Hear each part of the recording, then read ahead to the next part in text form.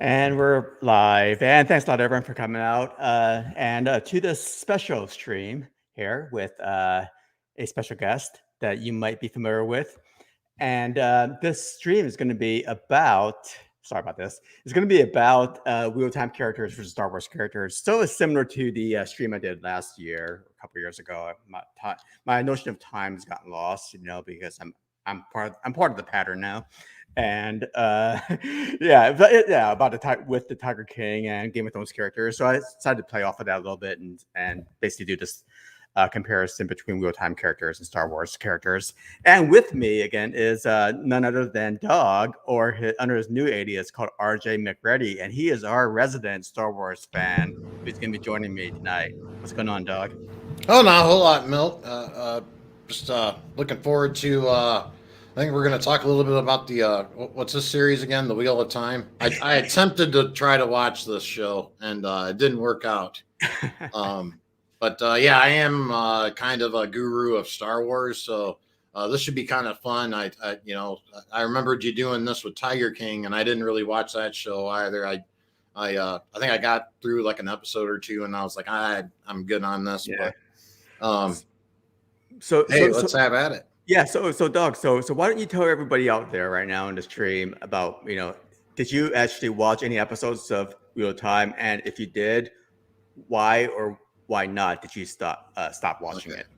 Well, yeah, it's originally I tried to watch. I think there were like some origin stories or something. They were like little 3-minute clips or something, and I almost thought that was like season 1 or something. And so I tried to watch those just to kind of give myself a little background, and that wasn't working out too well for me. I don't know what was happening. I just wasn't, I guess, enthralled or something. I don't know what was going on, but I said, okay, to heck with this.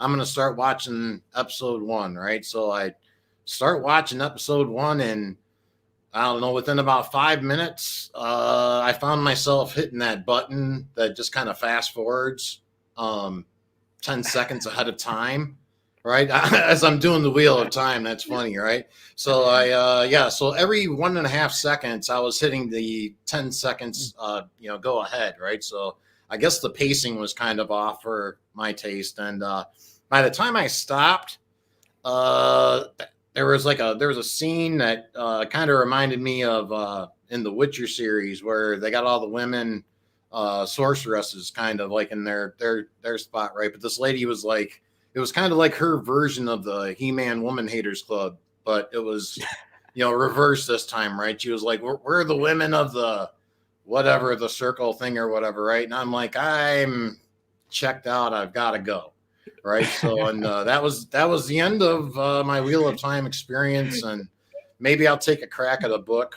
Yeah, see. Yeah, so Doug, so you are the perfect guest for this stream, because I'm going to have you basically guess what Star Wars equivalent to a Wheel of Time character that I basically describe and bring up. So, and then you just basically just spit something out, and we'll see how that goes. And thanks a lot to everyone else out in the chat for coming. We got Peter Griffin. We've got Mandy. Thanks a lot, Mandy, for coming up. And we have Justin from Top Shelf Fandom coming here and giving us the support. And and Justin Good evening. Justin says that Wheel of Time is a bit of a labor for him, and great areas, but taxing in others. Yeah. And just for everybody's, I guess, edification here, that I read the books. Okay, I started reading the books right when the Wheel of Time show was going on, and I'm on basically book 5 right now.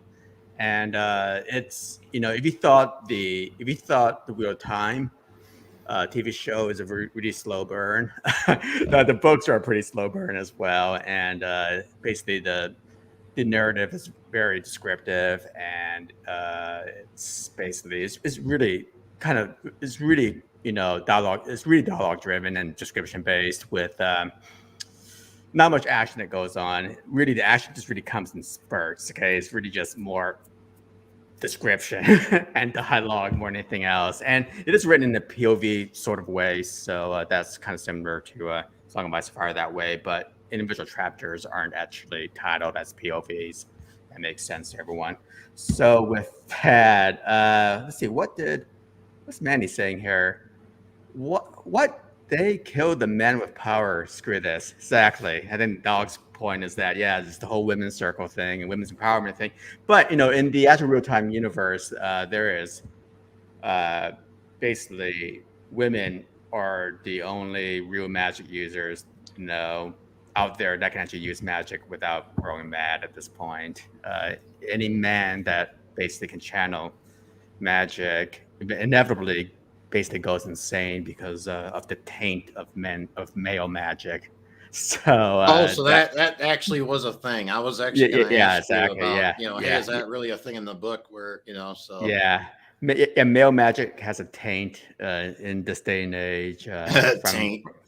from someone called the Dark Lord, the Dark One, and basically they have to catch basically men who can use magic or who can channel essentially because otherwise they'll go mad and actually cause mass destruction. And way back at the end of the Age of Legends, what happened was that they caused enough mass destruction because they were going mad that they basically broke the world. Sort of like Lord of the Rings, where in the end of the Second Age they broke the world, but it didn't involve a bunch of insane magic users on the male side. So yeah, so only females can be trusted using magic at this point in time, or time universe. Yeah. I recommend the books, Justin, especially if you're going to get into the show, because I like watching. I like knowing what the books say versus what the show says, because then I can kind of like do a compare and contrast between the two. And for the most part, I just end up hate watching the show, but that's just what I like to do is hate watch anyways. So I recommend the book. Yeah, I recommend the book as well, and I haven't read a word yet. Yeah. Exactly, Dawg. So anyway, let's get into some of the background. I'm gonna give you a little bit of background behind Wheel of Time in terms of the show itself here. Firstly, the Wheel of Time, okay, it's based on a 14-book story. Okay, so there's 14 books in this series here. Plus, there's a prequel as well, one novel prequel. It's written by Robert Jordan and Brian Sanderson, and basically the first book was published in 1990, and basically the last book was in 2013. The creator and main author of the book Wheel of Time was Robert Jordan, and he passed away in 2007. And then in books 12 to 14, he was succeeded by Brian Sanderson, who finished the series. The main showrunner, a guy named Rafe Judkins. And if you're a Survivor fan, I'm a big Survivor fan, but if you are one, you recognize this name from Survivor Guatemala back in 2005. He finished in third place, Dawg, in Survivor. Oh, Amazing, Eye of the Tiger. Yeah, the main showrunner. Yeah. So if you don't like the show, blame Rafe Judkins. Okay, maybe he's still butthurt over losing, in Survivor, and he needs to do this as redemption. Anyway, according to the showrunners, also that this show is an adaptation of the book series as a whole, rather than a book at a time. Like in Game of Thrones, right? Season 1 was book 1. Season 2 was the book 2, Clash of Kings. Season 3 was Storm of Swords, and so on. And that's how it was set up. In this adaptation, okay, is that they're taking things as a whole as opposed to book by book. So you're going to see a lot of events in the show which are basically combinations of events that happen in book 1 and book 2. Or what they could have done was that they smashed together a bunch of events in book 1 and turn it all into one scene, essentially, in the show, in an episode. So it's I know a lot of people were complaining earlier on about the fact that the timelines are kind of screwed up. The fellowship, the fellowship of these characters should have met in one city, but they met in another city. And they met at a different time versus encountering, something else at this time. It's only because it's more of a mishmash, because I guess it's a lot harder for them to basically adapt a 14-book series into a TV show as opposed to, say, 5 books, right? Like in the Song of Ice and Fire. So, I give them a break for doing that. What I don't give them a break for, of course, is fabricating actual character backstories for the sake of nothingness, which they've done to a few of the main characters. But we can get into that later on. I mean, this is an episode for that. Anyway, upcoming season 2 will cover, okay, I'm going to say cover, right? events that happened in the second and third books, according to Amazon. And we don't know, how much of a mishmash it will be in terms of events, characters, and where they meet, when they meet, and how they meet. But and they were like to last it, according to an interview with this Rafe Judkins character. They want to last, they wanted to go on for at least 8 more seasons of this, Dog. So be prepared. Okay. And at least I got a lot of Star Wars experience anyway, so it should be interesting. Yeah, look, hey, we got our first spam here from Loveface XYZ. That was me. I banned them. Awesome, man. Online strips without clothing. I didn't know that. So that's awesome. Thanks a lot. Thanks a lot, Kev, for showing that. Oh, we're just going off to a great start here. This is the first time I ever got I haven't banned anybody in a long time. That's amazing. Awesome. Yeah. Well, good job. Good job, guys, for mods for taking care of that. Anyway, so let's get on to some other kind of graphs here, because what's the Westerosi Ninja stream without graphs, right?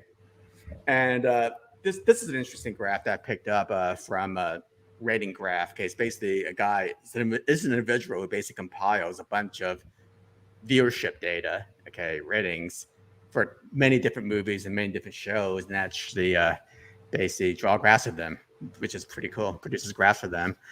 And what this graph shows, basically on the left-hand axis, the number of votes. Right-hand axis, vertical axis, is the rating, okay, from 0 to 10.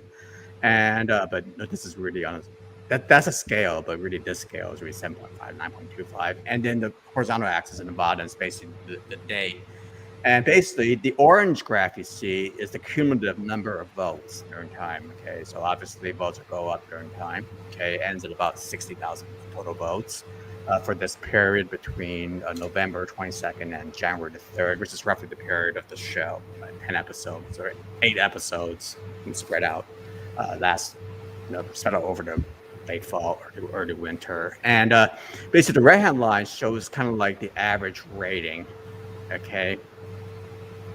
Over this period of time. And you can see after the first couple of episodes, right, the rating was actually, pretty good, right? People were voting it to be roughly around, between 8 and 3/4 and 9 out of 10. Okay. But then you see a precipitous drop off, right? After 3 episodes where they go down to an average rating about 8. Then it goes back up to about 8.25, and it kind of hangs in there, with a little slow, steady decline in terms of the ratings until episode 7. Okay, then boom, episode 8, it just really, between 7 and 8, it just really drops, and finally goes into a final rating or final average, roughly about 7.6. But what you see here is just the overall trend of the viewer reaction to the series, right? So it's on a downward trend, right? The more votes you get, the further down it goes over time, which isn't really a good sign. Okay, you want to end a season on a high note, right? Where the last episode is really good, right? According to the viewers, and it's going way down there. So I think they have a lot of work to do in terms of season 2, in terms of figuring out, how they can actually basically improve the viewer experience a bit, throughout over those series, and actually have it a little more consistent than what you see here, this downward trend. What do you think, Dawg? I dare say that graph looks like season 8 of Game of Thrones. The way things were. I think episode 1, it was actually kind of around, probably folks gave it around an 8 or something, but then probably after that. Brienne doing the night episode, right? A night to remember or something like that. Yeah, I think. After that, and then we just had that huge drop off, which you can kind of see here. Now the problem with this show is that they're trying to do another season, right? Where Game of Thrones ended, So I mean, other than we're having the other new stuff.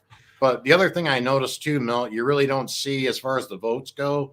There isn't really a drop off in the rate of how many votes.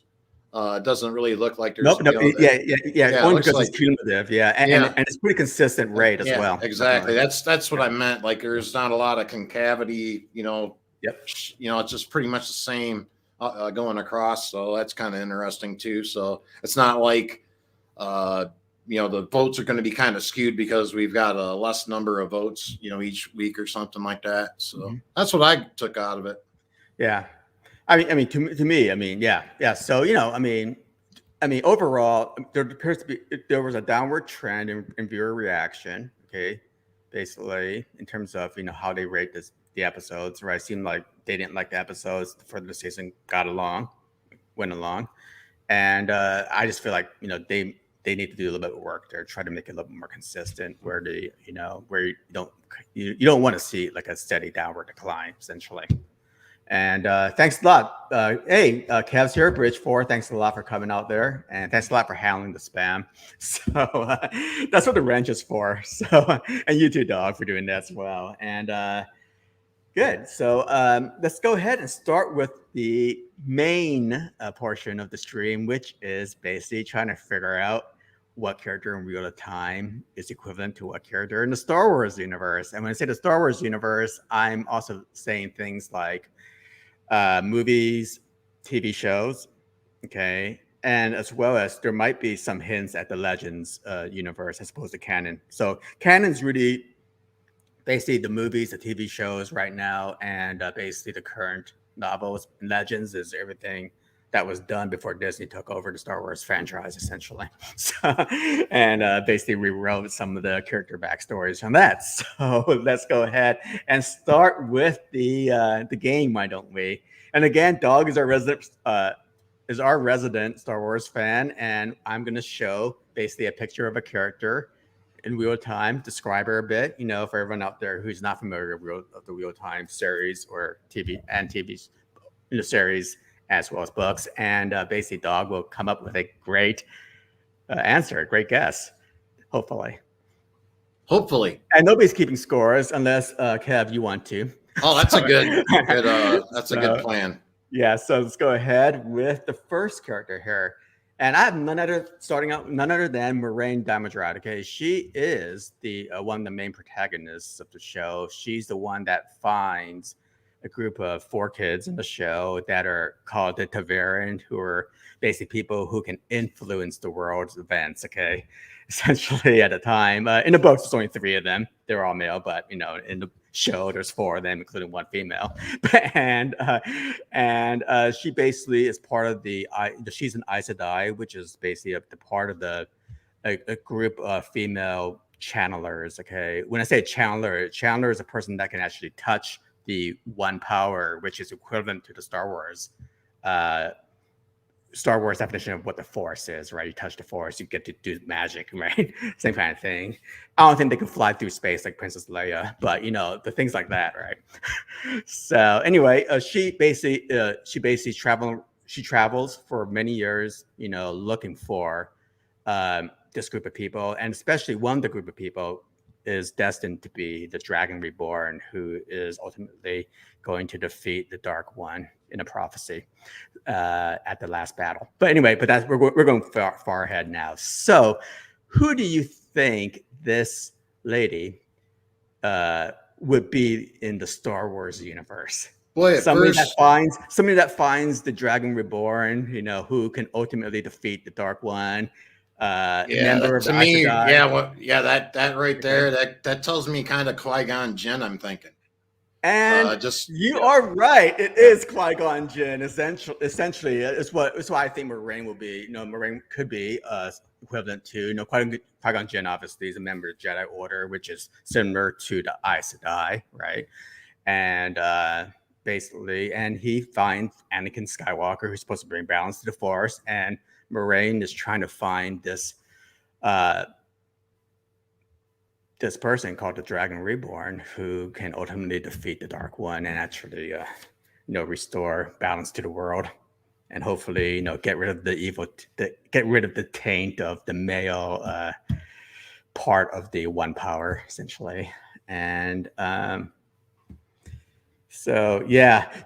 I mean, Kev, I don't know if this at 5. Okay, I know 4 was actually portrayed in the show, in the books, right? It's I know Kev. Kev he's a big fan of real time. He's read all the books probably. I've only read up to book 4, and then we're still in book 5. But Yeah, I mean, the Targaryen were all supposed to be born, say like, a month of one another, weeks away from one another. But Egwene's not really a Targaryen because in the books, so she's like 2 or 3 years younger than than the other guys. So I wouldn't call her a Targaryen. I mean, she's a channeler, right? Everybody sees that in the show, but no, she's not a Targaryen, and neither is Nynaeve. But anyway, or Lucy. So anyway, let's get into the.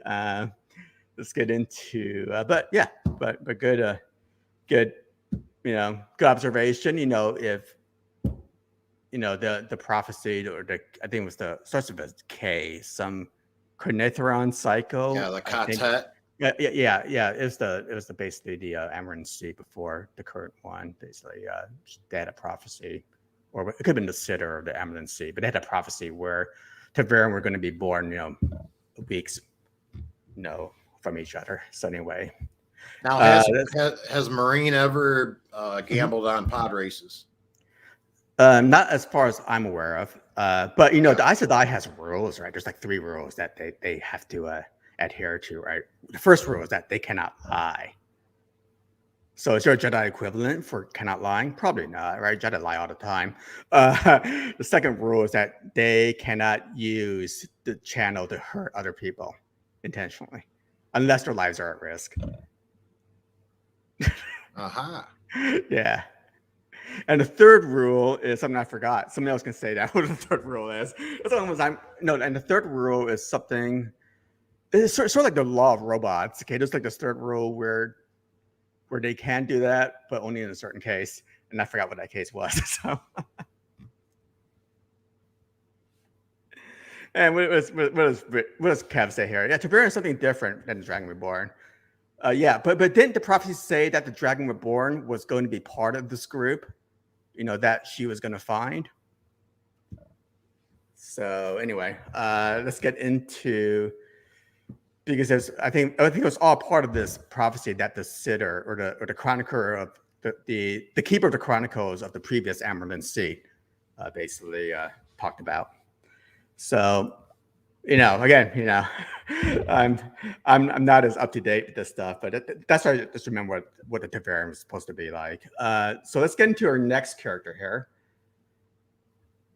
There it is. Great. Okay. Yeah. The third rule is can't use the one power to make a weapon for one man to kill another.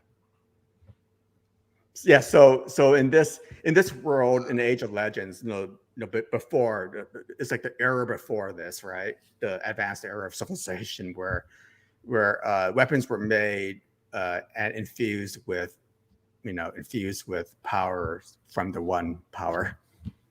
It's like magic source. It's sort of like Excalibur, right? There's a bunch of Excaliburs around. If that makes sense. Right.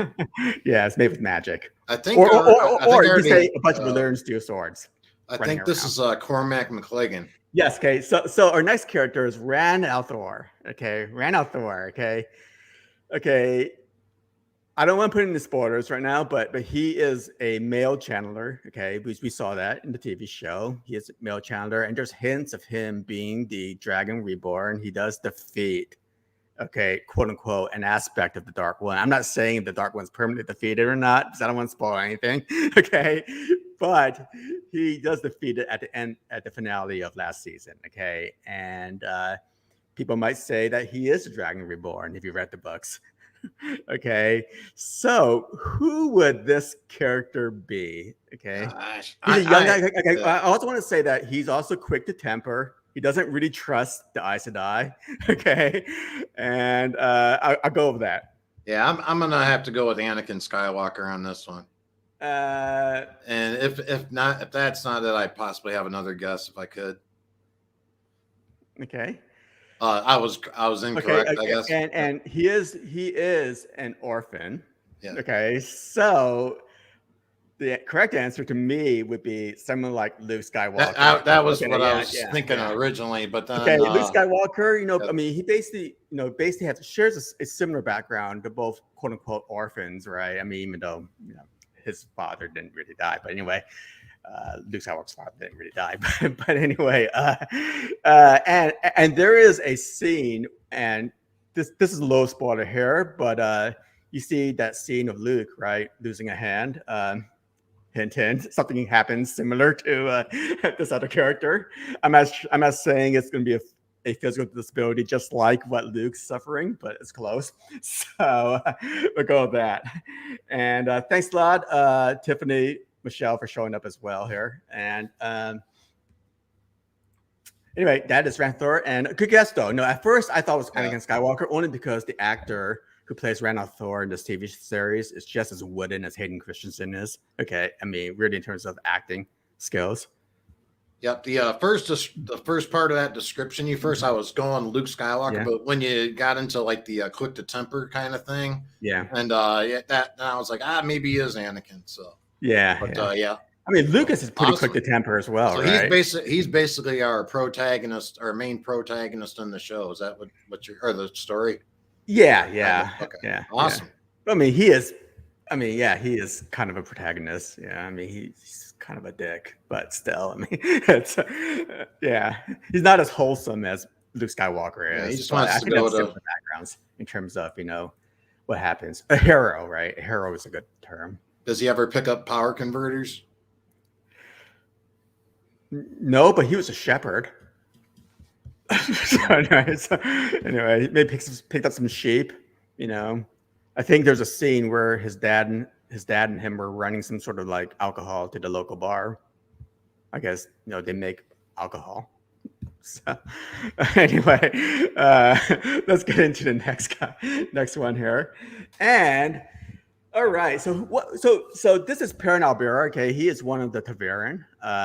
Basically, a group of these youngsters who are born very close to one another in terms of the date and year, and are destined to be great influencers of world events. Okay, and he didn't have really much of a. He didn't have much of a basically presence, I believe, in my opinion, in the show this season. They kind of made him into a side character. He's more of a presence in the books, especially in book 4. Last book I read, The Shadow Rising, but still, he's a blacksmith. Okay, in the books, he's a blacksmith's apprentice, but same thing. He really works well with tools. Okay. In the show, they, for whatever reason, they decided to make him married and decided to make him kill his wife. And in the books, nothing like that ever happened. Okay, he was never married in the books. Okay, and killed by accident during a battle. And he gets when you wouldn't like him when he's angry, because he's really you wouldn't like him when he's angry. Let's put it that way. Because he turns into something else, and he likes to mumble a lot, but that could just be a deficiency of the actual actor as opposed to the character. So, who do you think this person resembles? This sounds like Chewbacca. And my equivalent for Paranal Bearer is, you're right, it is Chewbacca, because you definitely wouldn't like him when he gets angry. Okay, in the show, and in the books, he's pretty formidable at this point, at least in the book. By book 5, he basically turns out to be a pretty good leader of men, and he has some pretty awesome powers as well. So we got another. I think that looks like a spammer there. But anyway, so. Good job, Dawg. You're like what? Thank you. You're like 2 for 3 right now. 2 for 3. You're on a roll, man. Yeah. I should have gone with my first instinct on that one, but that's how it goes sometimes. Yeah. So. But I'm hoping that we see more character development from him next season than this season. I think he was just more of a sideshow, and that one scene, in the White Cloak's tent where it just turns into a freaking zombie, or the Incredible Hulk, didn't really make sense to me. So it looks like he has the potential to be a well-loved character. Yeah, I think so. I mean, he's getting there. At least at the end of book 4, I've grown a lot of respect for him. Let's go into the next character here.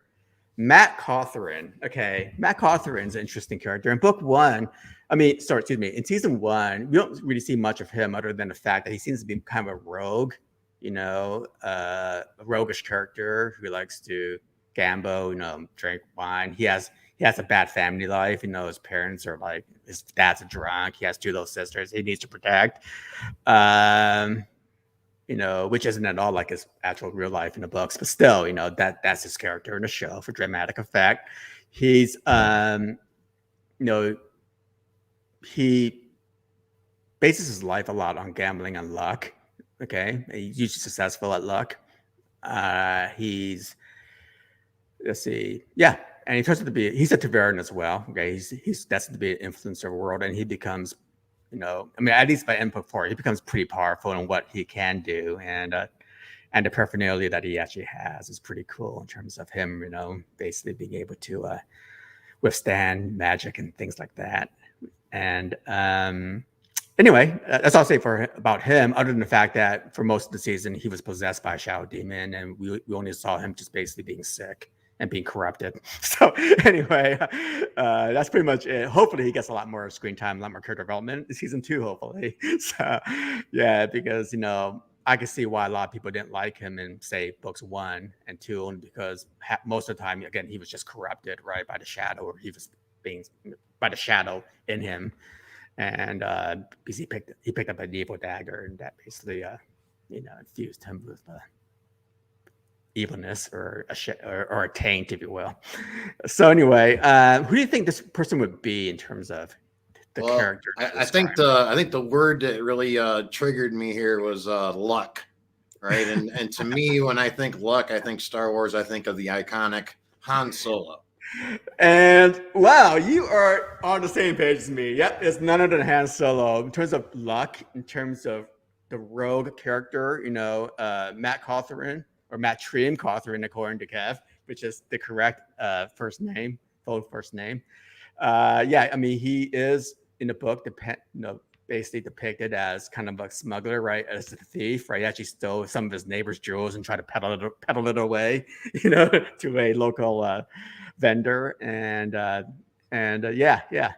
Same with Han Solo, smugglers, rogues, inherently good people. Who just basically like the Onion Knight part. Yeah.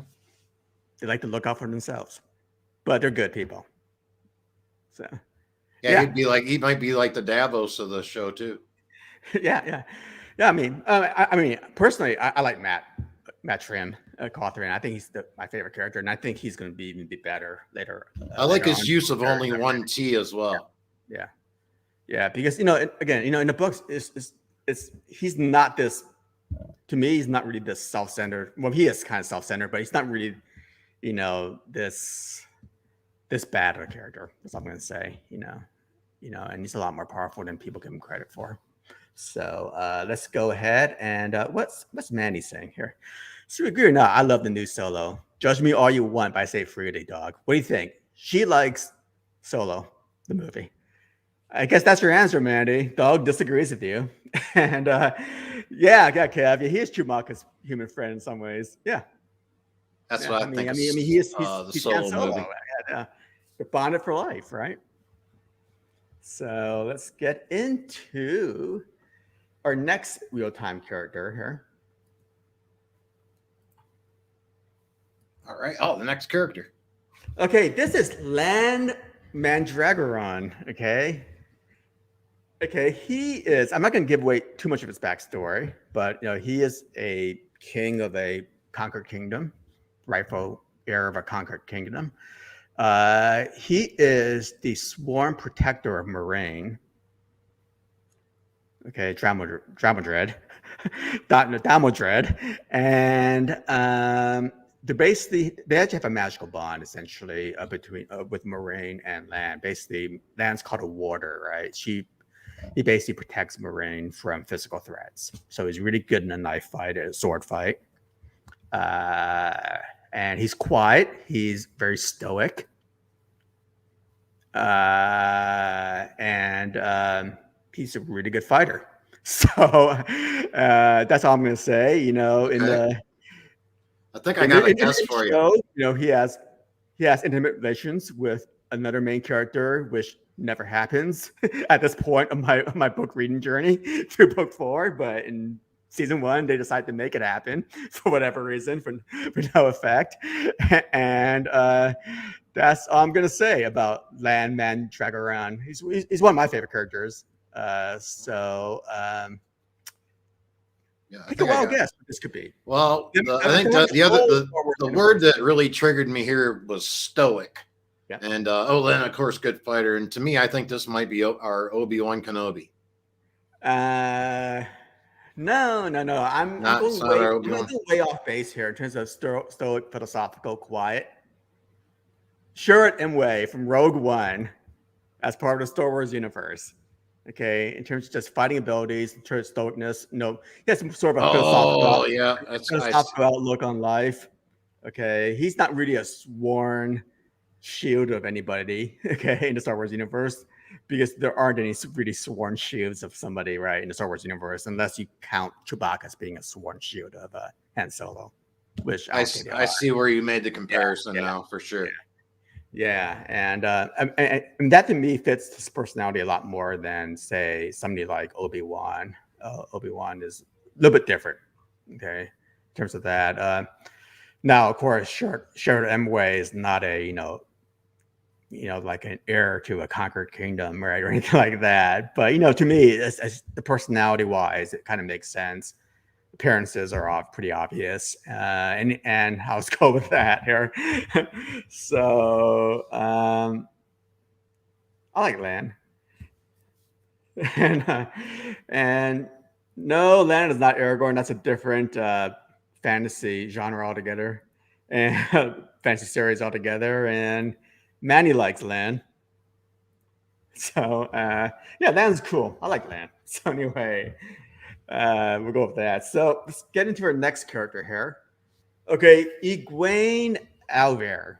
Okay, she is one of the quote unquote Taveran in the show, even though she's not a Taveran in the books. Anyway, and because she's younger than Rand.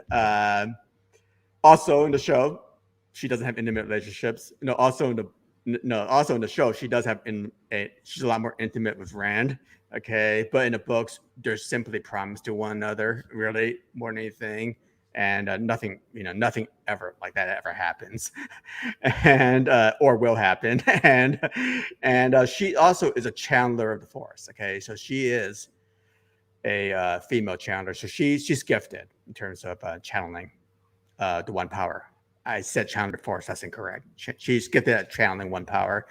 Moraine basically picks her up, lets her come along, and basically shows her the ropes. And yeah, we're gonna hear a lot more of her, but she goes on an adventure with Perrin for half the season, basically trying to avoid White Cloaks, who are like Aes Sedai haters, and hangs out with a bunch of happy people called the Tinkers. And let's see, yeah. And that's pretty much what she's all about in season 1, is really that, and being, having intimate relationship with Rand. So anyway, off and on. So this is a really hard one. So who do you think this would be? And I'll give you my reason why. Right. I can't really think of any word that really triggered me here on this one, though. Yeah. But when I look at the actress, I think smoking hot. Right. And when I see smoking hot and I think Star Wars, I think Carrie Fisher and oh man, you are on point. You are on point. That's who I think it is too. I think she's more similar to Leia Organa than anybody else, at least in the Star Wars universe, in terms of being a strong female channeler. Where Carrie Fisher, believe it or not, after Return of the Jedi does learn how to use the Force. She's pretty much equally as powerful as Luke if she wants to be. She just chose not to continue her training, and we saw her fly through space. Right, that's part canon. So she's really strong in the Force, and she was able to telepathically connect with Luke there at the end of Strike of Empire. And Kev, you were exactly right in terms of the Arthurian influence on the Wheel of Time. Yeah, if you just say her full name as in sequence as basically together without breaks, Eguin Alvare. Eguin Alvare. It's Eguin Alvare. Bless you. Yeah, from King Arthur, and that's that's where the and that's where kind of like the what's that, the origin of her name. It's kind of similar to an Arthurian legend. Igraine. Yeah, Guinevere. Yeah, Guinevere.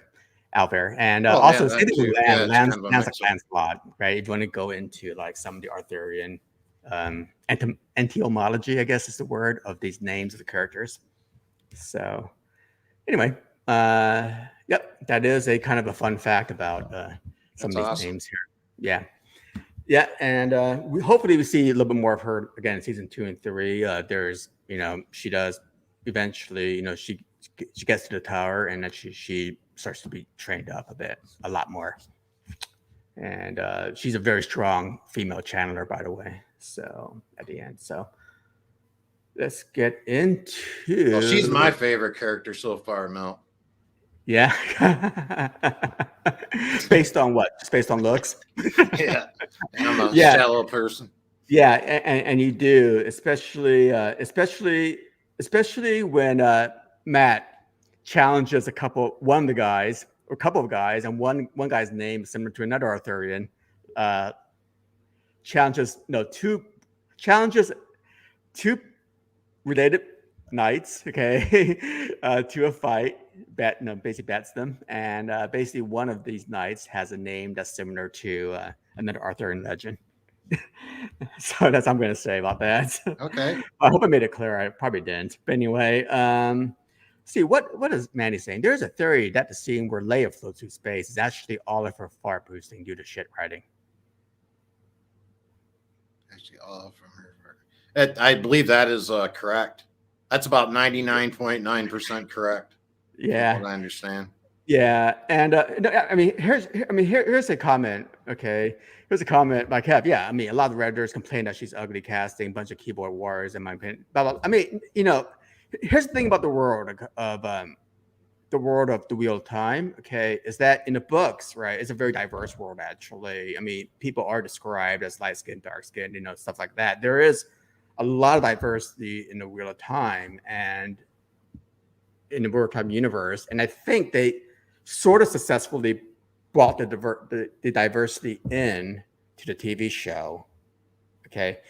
But what they kind of missed on was there are just certain main characters that weren't like, that did not have the physical traits, of what was described in the books versus what was described in the TV show. And what I really didn't like was how they completely in the show fabricated character backstories. Again, one of the worst examples is Perrin having a wife that he accidentally kills in the first episode. It doesn't make sense. It was pointless to even have that, storyline, that plot device in the show. It really was. So anyway, and also, the intimate relations between Eguin and Rand was ridiculous. But anyway, let's get into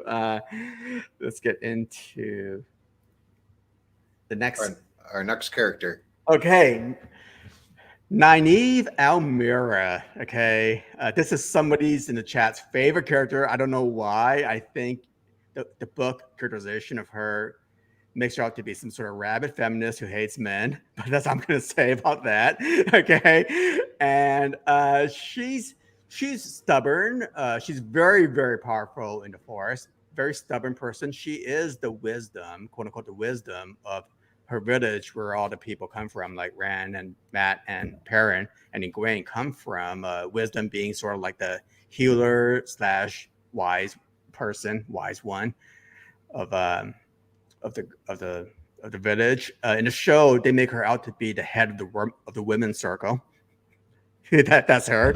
Okay, and that's something. She has a big crush on Lan. So and with that, that's what I'm going to say. She's stubborn, very, very powerful in the Forest, and in channeling, in the one power. I'm using the Forest and channeling and the one power interchangeably, guys. Sorry for the confusion, but she's very powerful in the one power, and she's. That's all I'll say about her. Yeah, yeah. Okay. Well, you're telling me she's like the wise, the power, the super powerful in the Force, and what also kind of gives me this idea is when you said she's the head of the women's uh, Yeah. men's hater club, Okay, right? yeah. Well, I mean, there isn't really a men's hater Right. club, okay, in the book. That's my little Yeah, twist yeah. on it, right? I think this might be our Yoda. And somebody in the chat got it right. It's Ray. It's Yeah, I Ray, was thinking Ray that is at first until you extremely. told me the head of the Okay, when you said the head of the circle, I was thinking, well, yeah. maybe that's Yoda then. No. In But, terms of okay. like personality traits, I mean, she's pretty close to Ray in terms of the stubbornness Yeah, the and stubborn thing. Yeah, the stubbornness and the permanent suspiciousness that she has, right, of everybody, and she's just basically doesn't believe, she can't trust anybody, okay, except for her gang, because she wants to be in control of events so much than anybody else, like a complete control freak.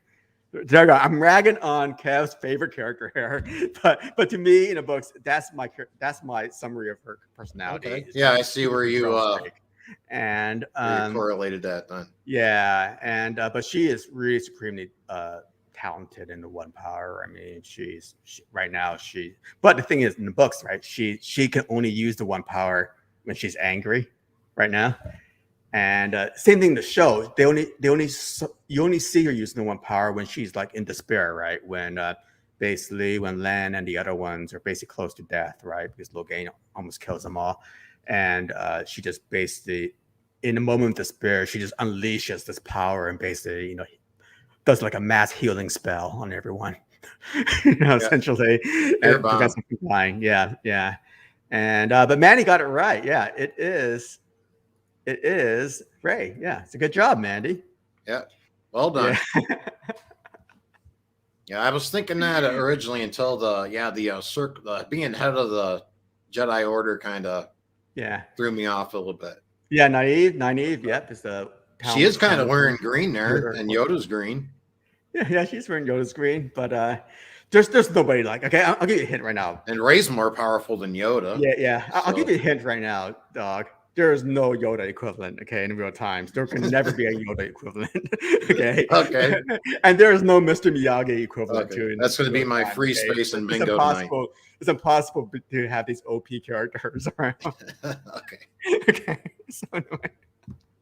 So anyway, yeah, good job, Manny, for that one. Now, Suan Sanchez, okay? This lady is currently the head of the Aes Sedai, okay? So basically, she is the leader of the group of women channelers of the One Power, essentially, who lives in their ivory tower. They call it the White Tower. I call it the Ivory Tower because they're totally distant from what's really happening in the world. Okay, so they were like enclosed and they're sheltered in their one tower and doing their magic things. And anyway, she's buddies with Moraine Damagerot. They share a moment together, which has absolutely no meaning whatsoever. Okay, in the books, but evidently they needed to show this in the TV series. And okay, she grew up in a fisherman's village. Okay, basically in the village of Tyr. Okay, Tyr is the country of the place where. The country where she grows up in. They don't like Aes Sedai there, like any kind of magic there. And something happens to their house, gets burned down for whatever reason, because somebody puts a black fang on their door. It's a long story on that. And basically, she needs to go to the tower to basically prevent herself from being captured or maybe killed, right? So when she grows up, eventually she becomes the leader of this band of channelers, this group of channelers. So Suan Sanchez is her name, and very diplomatic. She's very diplomatic. Okay, even from a young age, it seems like, and she grows up to be a leader. So who do you think this could be? Well, I think what kind of makes me lean towards my answer here. I had a different answer at first here, but I think when you say grows up to be the leader, I'm thinking Mon Mothma here, maybe the leader of our rebellion. She ends up being the leader of the rebellion. I think I'm going to go with Mon Mothma. I was thinking Jyn Erso possibly at first, but I was thinking this is Mon Mothma. I crossed up, and no, I thought about Mon Mothma a lot on this, but I couldn't picture her as being a Mon Mothma type of character because she was only a senator. Okay, right. from her planet. It sounds like this character has a lot more depth, if you will, than Mon Mothma really does, right? So I that's where I was kind of thinking maybe Jyn, just because she's got a little more depth, I guess. Yeah. I mean, he doesn't. And even then, this might be Admiral Akbar or something like that. Yeah, so, I don't know. I mean, he doesn't write explicit sex scenes. That's true. They basically referred to Moraine and Suan Sanchez as being pillow friends back in their youth, and you can guess what that means. So, and but to have it in the show at this point, their characters' lives didn't make sense to me. So let's put it that way. Let's go into my equivalent. Okay, I could be totally wrong, but I base this on the background as when they were kids, and that's, to me, I think it's the Queen version of Padme Amidala. Okay, in terms of royalty, in terms of being a leader, they actually both have similar backstories in terms of how they grew up. Like, Padme Amidala actually grew up in an isolated mountain village, right? And then she was a democratically elected queen of Naboo. Suan Sanchez is actually a democratically elected Amaryllis seat, or the head of the Aes Sedai. But then, the Aes Sedai is more of a representative democracy where only the High Council votes for the Queen, and then as opposed to everybody, just the Council votes for the Queen. So it's more of a representative democracy versus a full democracy, which is what the Queen, Padme Amidala, was voted Queen. I shouldn't have missed that one. So, I shouldn't have missed that one there. I don't think so. Yeah. Good job on that. So I really based it just on character backstories. Queen Padme Amidala, she wasn't a Force user, but yet her progeny were prodigious Force users. So, maybe she had some kind of spark in there that nobody knew about. So that's who I think is Suan Sanchez equivalent. So let's get into our next one. Okay, this is Loal. Okay, Loal. Okay, he's an ogre or ogier. Okay, not an ogre like what the show said that random, but an ogier who's a race of peace-loving pacifists,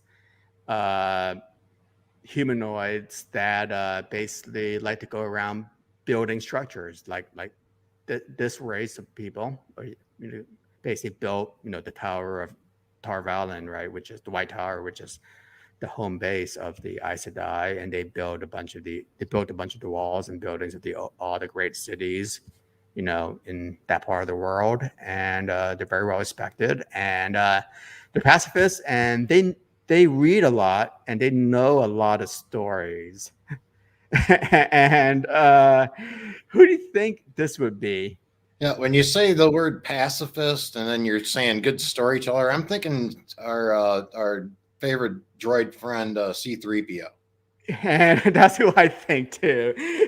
And that's who I think too. Am I leading you on a bit here? I hope I'm not. But yeah, I mean, I consider him to be more of a C-3PO character because when you started saying building, I was thinking more R2 at first. I was starting to think he's a builder. And this is really hard because I didn't know any kind of equivalent. No, I really had to reach for this one in terms of a Star Wars equivalent to Loal. And I mean, they actually did him dirty in the show because, if they can make Trollocs in the show, they certainly could have basically made Loal to be more similar to how they described him in the books. Basically, he has tufted ears, right? Big pointy ears with hair on the end. He wears actual suits, if you will, like the men's suits, as opposed to the robes that guy's wearing right now. And but anyway, but it made out to be this guy, so a completely different character at this character depiction than what I would expect it from the books, as well as what I saw in the comic books, which was actually pretty was faithful to the character descriptions, so, and how they looked like. Well adapted. So. Yeah. So I mean, yeah, but I think you had a lot of Trollocs there too, and I don't think Loial, appeared in that many scenes to make it cost prohibitive. I mean, this is Amazon we're talking about here, right? I mean, it's my opinion. It's no harder than Ghost, right? In season 8, cardboard box. That's all you need, right? Just a cardboard ghost. Anyway, I'm done with that. So let's get into this next person here. All right, who would this person be? No, Leandrin Gorelli. Okay, member the Red Ajah. Okay, and Ajah is an order of the Aes Sedai. Okay, they have specific functions. The Red Ajah is responsible for hunting down male channelers before they actually start using their power and actually grow insane. So they're more of the hunters, self-proclaimed protectors of the world. Pretty arrogant people. They don't really like men at all. Okay. In fact, none of them have warders. Okay, a warder is a male kind of like protector of one of these Aes Sedai, channelers. They never have warders.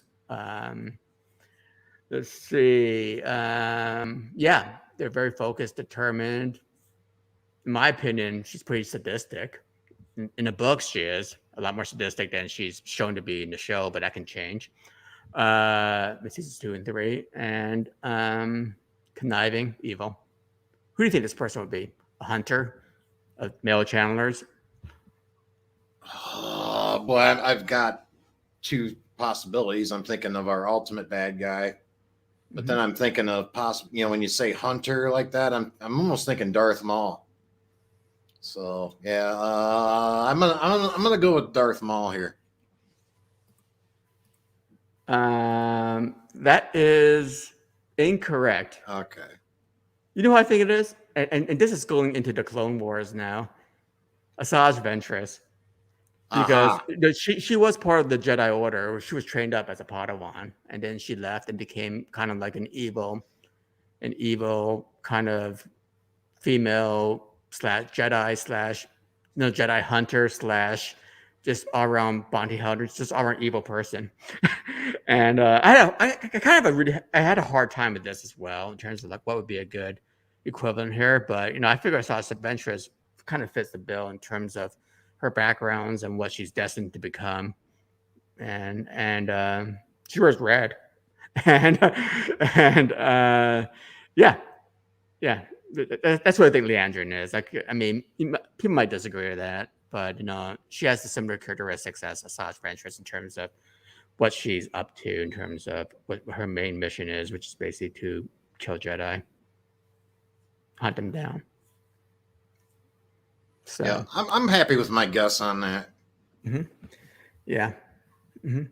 So anyway, let's get on. Yeah, people are saying Boba Fett, sure, but I think Boba Fett and Leandrin are completely different. And Boba Fett does it for money, whereas Leandrin is doing all her bad stuff for zeal. When you throw in the evil, sadistic.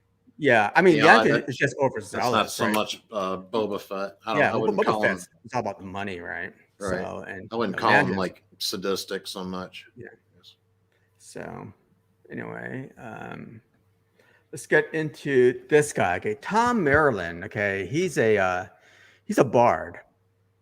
Okay, that they meet in season 1 in a made up town, and he basically rescues Randon Matt from an evil dark friend who's like a human sympath. He's like a dark friend is a person that sympathizes with the Dark One.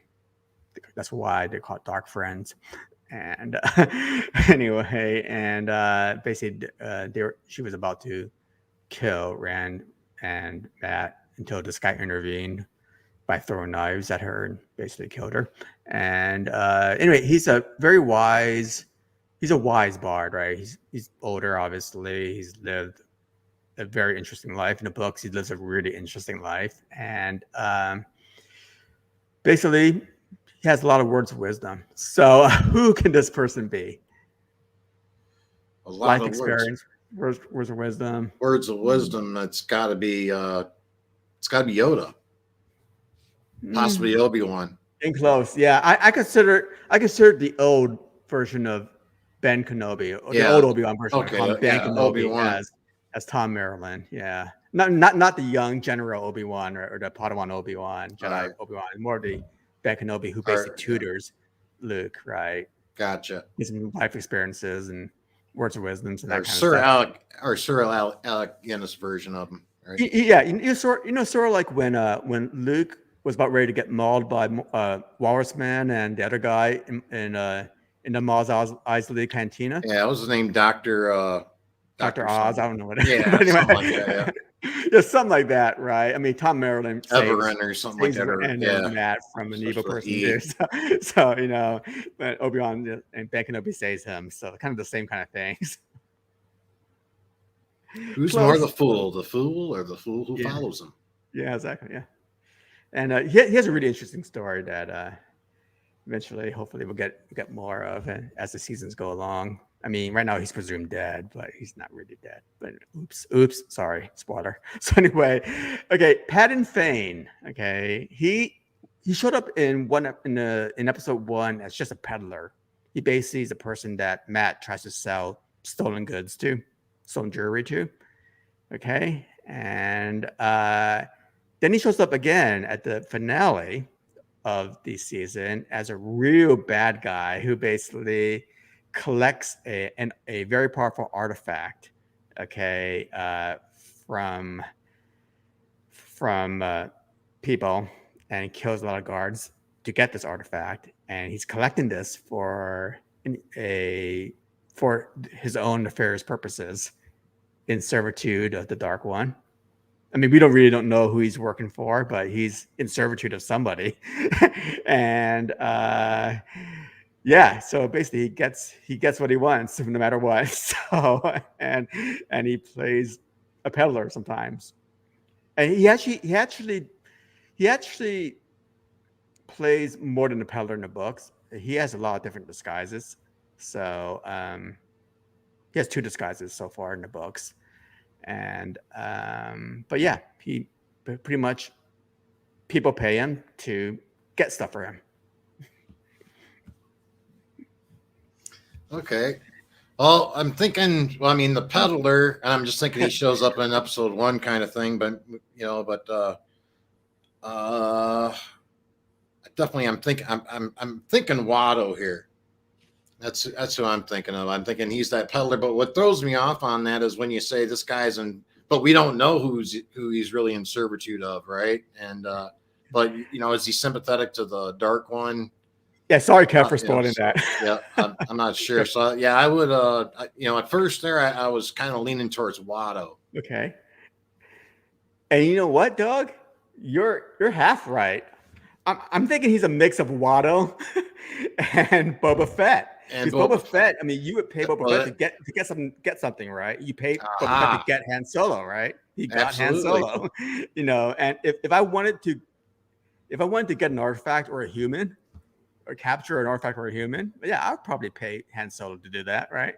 Right, and he is kind of we wouldn't necessarily call it sympathy with the Dark One, but he has connections with the dark side of the Force, if you will, right? So he has connections with Darth Vader anyway. So. Yeah. But he's pretty powerful. He's a channeler. He is a channeler. Okay. Yeah. Yeah, Toydarians, right? Mind tricks don't work on him. Only money. Just like Boba Fett, right? That's pretty much Boba Fett's philosophy, and so is Waddle's philosophy. And I don't know so far from reading the books what Feign is actually, what his ultimate goal is and who he's working for. But Feign, ask me again, I'll tell you the same. I'm sure, by the end you would know what he's really up to. So right now, it appears that he's working for the Dark One, or he's a Dark Friend. So. Let's go ahead and get into our next character here. Eamon Valda. Okay. Amen. Okay. They made this guy in season 1 as a total cartoon. Okay, so he's like a sympathetic white cloak. Okay, white cloaks are basically people who are hunting Aes Sedai, the female channelers, right? And in the season, they show them like burning Aes Sedai at the stake, cutting off their fingers, to get their rings, cutting off their hands, you know. And this dude's like he's a sadistic psychopath, okay, and none of that happens so far. none of White Cloaks aren't doing that kind of stuff right now, okay, in the books. And in fact, through book 4, this guy hasn't even appeared yet, okay. But yet he somehow is like this major villain in season 1. So yeah, about it. He wears white. Okay, so who would this guy be?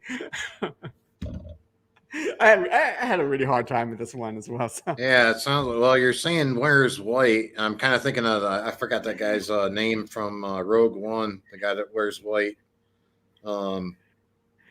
But what I call him necessarily sadistic, and when I think sadistic, I would think this guy. He kills the guy's wife, right? In cold blood. Yeah, I mean that sounds like something that like a Sith Lord would do, like a Count, like Lord Tyrannus or something, right? Okay, yeah. Count Dooku. Yeah, I'm gonna go ahead and say, if it's not the Rogue One guy, which I was kind of leaning towards, I forgot his name. You know what I'm talking about, right? Yeah. The guy in white there. I'm gonna say it's Lord Tyrannus. Okay, or Count Dooku. Yeah. And you know what? I think you should have stuck with the original guess because that was my guess. Yeah, Orson Krennic, right? Orson Krennic, thank you. He was the main. Yeah. He was the main villain in Rogue One, and I think he has some kind of personality traits. I don't think he was as sadistic or psychopathic as Eamon Valdez portrayed to be in the show, but I'm basing this equivalent based on the fact that they're both wearing white. So, how lazy is that, right? So, let's get into the next character. That is enough about Eamon Valdez here. All right, Valzamon. Okay, Beelzebub. He is the main antagonist. Okay, in the first 3 books of Wheel of Time, and he is he just suddenly appears for no reason in the first season, in the finale, and then you didn't really get much of him anywhere else during the time of the first season. He just all of a sudden appears, and you're going, well, what the hell happened? Who's this guy? In the books, you know why he appears and what he's doing, but in the show, you don't know about this guy until the end. There's just really no inkling of this guy, other than the fact that he may be the one, controlling Rand's dreams, about the bats and everything like that. So, who would this person be? Yeah, well, at first I was almost thinking Darth Vader at first, just because you were saying the first, but when you're saying he doesn't really show up, I mean, we know Darth Vader from pretty much the beginning of the film. He's just one of the greatest villains of all time. So, but somebody that's behind the scenes, I would think this might be our Palpatine. This might be our Emperor Palpatine here. Yeah, I think you're insulting Palpatine a bit here. To me, a person that shows up for absolutely no reason because you never even heard of him is this person. Oh, that should have been a giveaway here. It was that shows up for absolutely no reason. Yeah, I'm thinking this guy's Snoke. I mean, yeah, there you go. That's perfect. Then, yeah, shows up for absolutely no reason. No, really. That was the. I mean, is somebody giveaway. If somebody out there can tell me how he actually shows up in the last episode without really getting an inkling of him, like in this final grand battle, right, with Rand in the finale, without actually having much of a presence at all during the season, during the previous 7 episodes, let me know, because I'm trying to remember like what he actually did and how, other than maybe he was the one behind Rand's dreams of bats. What else did he do? Anyway, hopefully somebody gets it, because I don't. And let's get into the next character here. Yeah. Okay, we see him in Rand's dreams, and our kids say they saw him in their dreams. Yeah, I mean, I just remember seeing the bats, okay, and maybe his voice appeared, but I don't know. I think he appeared too early and basically and too without enough character development, if you will, or not enough background, or not enough. What's the word I'm trying to say? Not enough exposure, to be in the final grand finale. Okay, this person here to be in the grand finale of the season. So let's go ahead. Okay, this person, Logan Adler. Okay, he was captured by the Aes Sedai by the Mandragaran. Okay, and basically he was brought to Tar Valon. Okay, as a prisoner. In the books, excuse me, but in the show, he's basically meets up with the gang in a cave, and no, excuse me. The agent captures him. They meet up with the main group of characters out in the woods somewhere. Okay, and they basically decide to hole up in a cave on their way to Tar Valon, which is the headquarters, the Aes Sedai, for trial. And he's very powerful. Okay, Chandler of the Force, and male Chandler of the Force. The reason why they capture him again is because they're worried about him becoming insane and using the one power for mass destruction.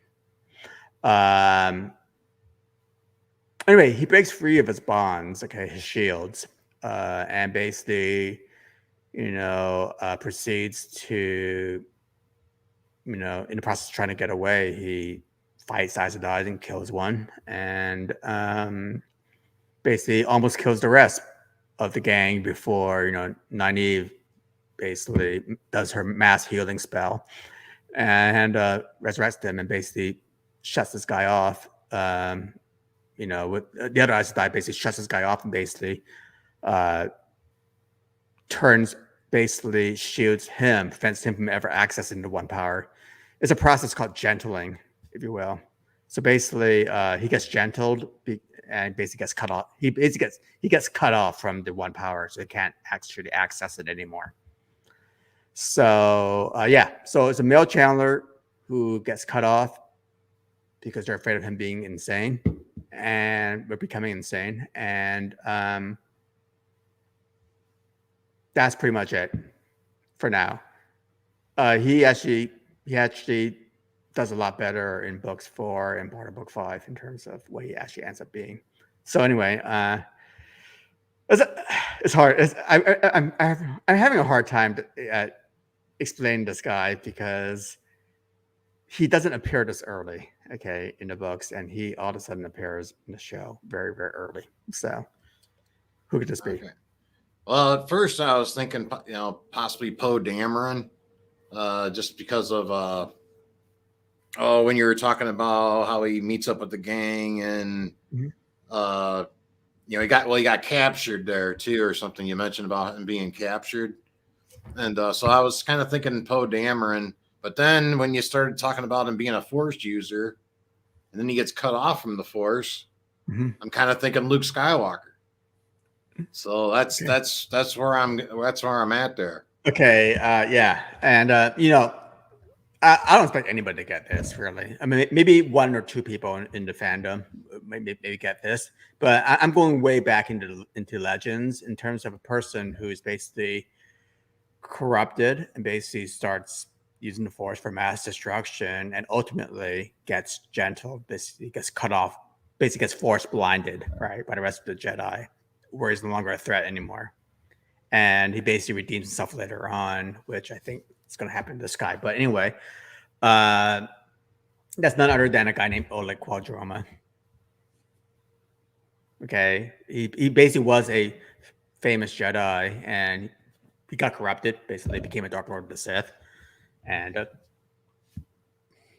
caused a massive galactic war with another person, and basically he got cut off on the Force. He got Force blinded, and that really messed him up quite a bit in this redemption story. Cool. And what's Kev saying here? Very minor character spoiler. You may be able to factor in. Logain's one of the few people who has talent that allows him to look at people and see that they are Treveran. That is important. So he can actually detect influencers of the world.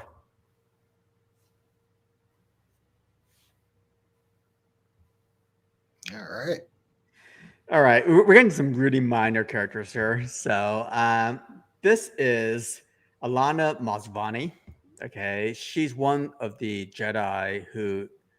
Well, if I'm gonna say Jedi, she's one of the Aes Sedai who basically Gentles fights against Logan, and involved in gentling him, and very powerful Aes Sedai, and she's a battle mage, so a battle Aes Sedai. Basically, she's part of the Battle Aja, which is the order. Excuse me. She's part of the Battle Aja, known as the Green Aja, and they basically are the warriors, if you will, of this society of female channelers. So they fight the battles, and she has 2 warders. Usually you have one, but Green Aja, Green Aes Sedai like to have more than one warder, and sometimes they marry warders so they don't hate men. So anyway, and they enjoy the company of men, and that's all I'm gonna say about her. I had a really hard time with this person. So anyway, so somebody who's very talented, in the Force, essentially, and a female. Somebody's very talented in the Force and likes men. I guess I would kind of guess Mara Jade, maybe. No, I don't remember who I picked. Who did I pick for this? I picked somebody for the Clone Wars, Deepa Bilaba, and only because they look alike. Sorry about that, guys. Oh, that makes sense. I'm basing it on looks. Oh, you know what? They do look alike. Oh my gosh. Wow. I can't say Ashoka Tano because I'm not quite sure whether she likes men or she's part of the Battle Lodge. So I'm picking this person, some random person who's part of the Jedi High Council, and Alana is a sitter, right, in Tar Valon, so she is part of the quote unquote High Council, if you will. She represents the Green Aja along with a couple of others. So. So sorry. Amazing. Man. Sorry, man. I think she's a sitter. I could be wrong. Maybe she's not part of the High Council. I thought she was. Okay, anyway. It was bad. I don't know. I based some looks. So lastly, okay, got one last guy. Okay. This person's the father of Ran Althor, or the adopted fathers, of Ran Althor. I mean, basically, Tam Althor finds Rand as a baby after, in the battlefield. Her mother dies of wounds, and he basically helps her with the delivery and takes him home as a baby and raises him as one of his own. And he's played by a character that you're familiar with from Game of Thrones, Roose Bolton. That's the same actor. Oh, it is, isn't it? Yeah, it's Roose Bolton. And what Star Wars equivalent would be this person, I guess? Somebody that takes an orphan baby and basically raises them to be their own. I have a couple guesses on that, right? I'm thinking Owen Lars is my first guess there. And I had another guess too, as far as that's going to be my main. I'm going to go with my first instinct and say Owen Lars. And I was really lazy here, and I said no, it's Roose Bolton. No, I'm just kidding around. I didn't have a picture of this guy. It was too late, but it's actually, to me, it's Bail Organa. That was my other. I was thinking either him or the right, raise them as their own, and then it's to me, but it was Bail Organa. I didn't try to picture him. I just like to have Roose Bolton in there because everyone's a big fan of Roose Bolton. So right. Anyway, and let's see, Kev, Tam Althor has a Hermort blade. He's a blade master, true. And trivia question: what army did he fight for during the Io War, where he picks up Rand? Anybody know that? Trivia question. The he basically represents a country during that war. Where what country did he represent when he found Rand and picked him up? Sparta. They're fighting. Nah.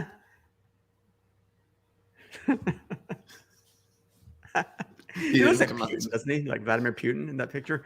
Anyway, he does. Oh wow. Anyway, it was great. I think the correct answer is Ilion. So yeah, I mean, I think he represented Ilion during that Iowa War. So That's amazing. So anyway, so that's pretty much that's it for tonight's show, guys. It was all over the place, and thanks a lot everyone for coming out and listening to this Definitely gibberish here. And hey, you did pretty well, Dawg. By the way, I think you got. Thanks. I think you got 50% at least, didn't you? Yeah, I should have got that Padme one right. I definitely should have got that Padme one right. That's the one that I'll be bugging myself over because that was a easy one there.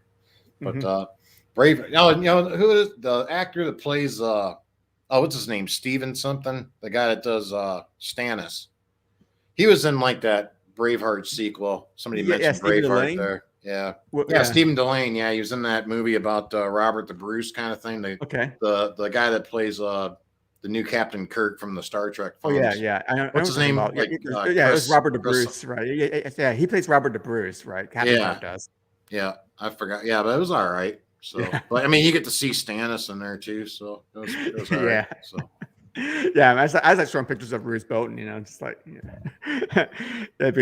can never get sick of Roose Bolton pictures, right? So anyway, and thanks. Okay, anyway, that is the end of this show. Yes, there are a lot of spoilers. I'm sorry about that, but I warned you, right, in the title. Thanks everyone for coming out. We got Kev, Bridge4, we got Mandy, we had Peter Griffin at first, we had Tiffany, Michelle, we had a bunch of spam. We had Peter Griffin. Who else did we have? Did anyone else show up? Oh, Top Shelf Fandom, Justin. Thank you very much for coming out. And is that it? I think so, right? I think so. Yeah, I think so. Anyway, thanks a lot for coming out, guys. Thank you, Dawg. Oh, anytime. Joining us. So is RJ McReady going to be your new permanent alias? RJ McReady. Well, my initials are RJ, and then one of my all-time favorite characters is RJ McReady, played by Kurt Russell in The Thing, 1982. Amazing version of it. Yeah, and I was kind of disappointed in real-time TV, season 1, the TV show. I have higher hopes, for season 2 and 3. For 2, I think maybe a lot more things will come into focus. A lot more, more character development. Hopefully we get, a lot more of the epic scenes, and they don't kind of like omit certain characters from the books that are actually major characters, like Ilyas, and things like that. And but I really look forward to season 2 because if they are going to cover books 2 and 3, a lot of good stuff happens in book 2 and 3. I mean, actually, if I had to rank the first 4 books I've read so far, it'll probably be number 1 would be 2, and number 2 would be book 3. So number 1 would be book 2, The Great Hunt, and number 2 would be The Shadow Rise, The Dragon Reborn. So The Other World was a good introduction, but I don't think it's as good as books 2 and 3. Shadow Rising was good, but I think it was just too much, too fast. It was like he really expanded the world, in book 4, The Shadow Rising, and I thought it was just way too unfocused, too much, too fast. But books 2 and 3 they're really good, and that's what season 2 is supposed to cover. So got high hopes for that. Kev. I'm not sure what books you like the best, but so far, book 2 especially, I thought was great. And book 3 was good too, especially the ending. So, anyway, again, thanks a lot everyone for coming out here. Again, thank you, Dawg, again for coming Anytime, out. And maybe do some more streams like this. I got an idea of a series of streams I want to do with a certain gimmick that might be pretty interesting, that I've seen around, that might work as well.